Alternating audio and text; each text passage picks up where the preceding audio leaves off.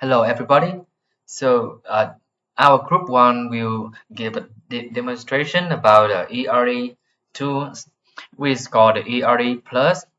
This tool provides a database modeling tools for creating entity relationship diagrams and also like relational schema, star schema, and SQL DDL statement also. But today, our group just demo the entity relationship diagrams. Okay, now. Uh, the homepage of the ERE tools called ereplus.com here. Okay, now we log into the system with Google. Okay, now we can create a new diagram here.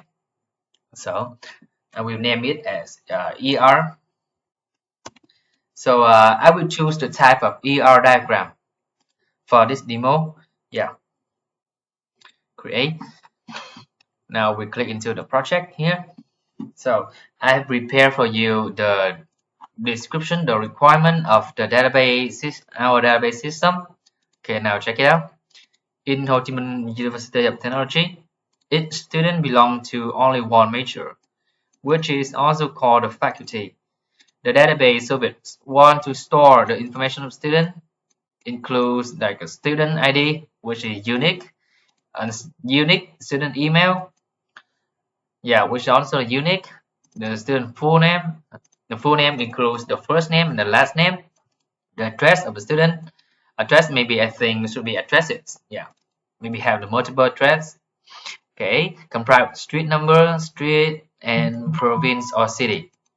Okay, the administration also want to keep track how long a student had studying by their first date committed to the university, which means, yeah, if they store the first date, like the first day you go to the university, they will calculate, they will derive the year number, would mean the first year, the second year, or the third year. Okay.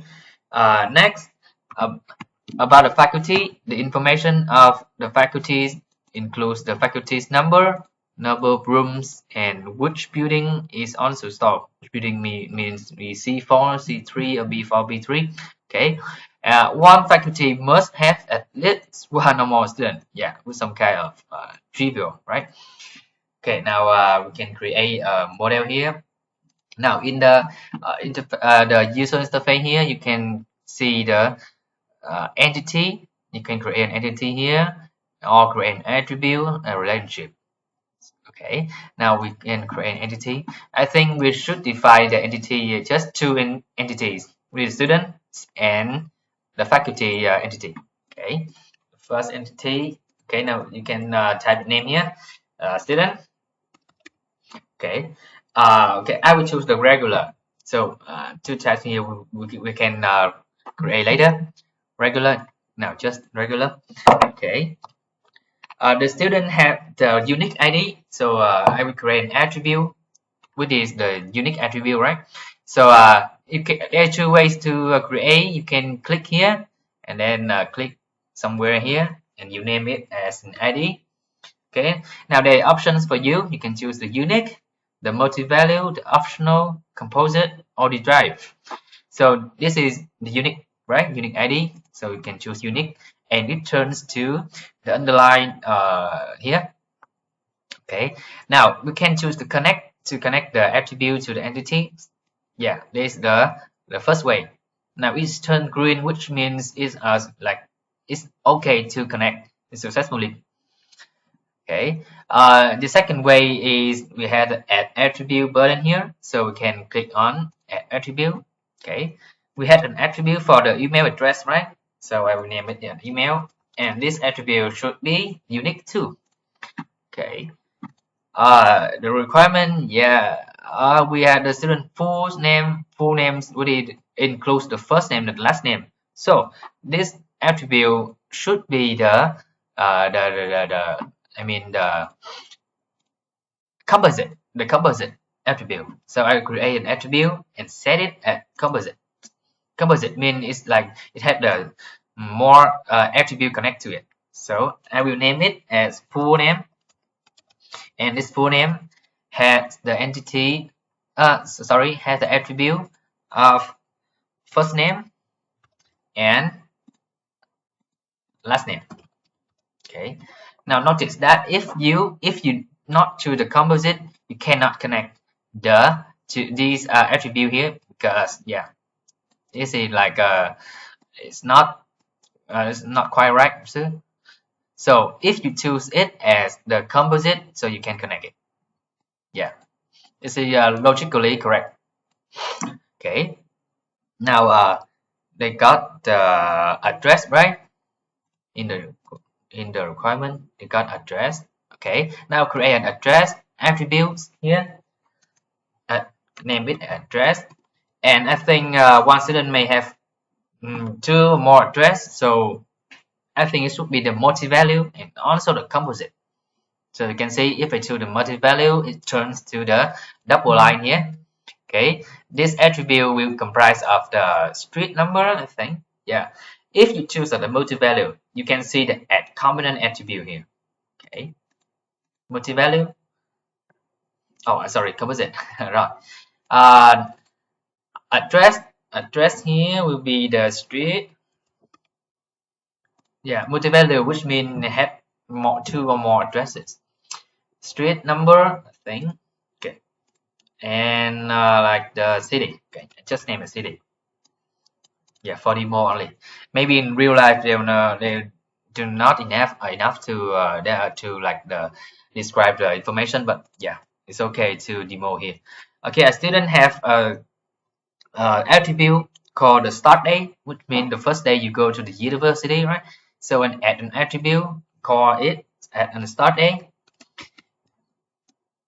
Okay, I will drag it for better like better view here. Okay, now there is an I think how long a student has studying. Okay, which means the derived attribute of the start day. You can calculate the number of year, which means you are in the first year, second year, third year based on the start date. So I will create an attribute and set it as a derived here. Now we turn to the dash line here. So I will call it as a year study. Okay, now I think the student is fine now. Should be okay. Okay, now I create a faculty, the faculty entities. Okay, now there's some a relationship between the student and the faculty, which is the belongs to only one. Okay, I will call it belongs. To create a relationship, we can choose we can choose the relationship here. Okay, click here. I will name it belongs to. Okay, now to connect the relationship, you can choose to connect and like drag here. Okay, sorry. Okay, now good. If you click to belongs to, you can see the entity one, entity two. Okay, if your database system has the ternary relationship, you can create more. Yeah, connect it. Yeah, cannot connect it because let me see. Okay, now we'll try to get back together. Now this is some I think not the ternary, just the binary. Okay. Now I choose delete this one. Relationship with this the belongs to. Okay, let's connect it again. Okay, so now I can name the relationship, right? Can label it as, for example, major and is major for, yeah. Okay. Now we can go back to the description. They said that each student belong to only one major, which means they are like a mandatory and also the one relationship, right? So we can click to the relationship here. We can choose the mandatory for the student. Okay, now it appear the strength line vertical bar here, and you can click on one. Yeah, which means at least one, and like in only one.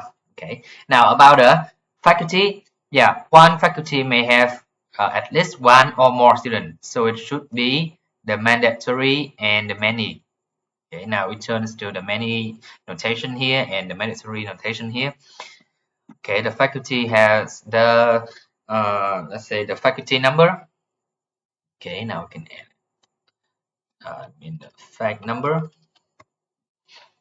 Now this number I think it should be unique.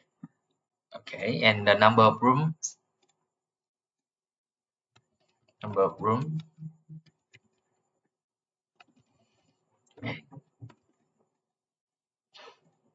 Okay, I think that's it. So I think it should demo the weak entities also in the extend part. If a faculty is defined an apartment located in the building.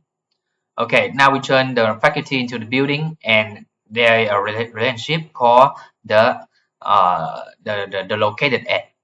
Okay, so I will demo it now.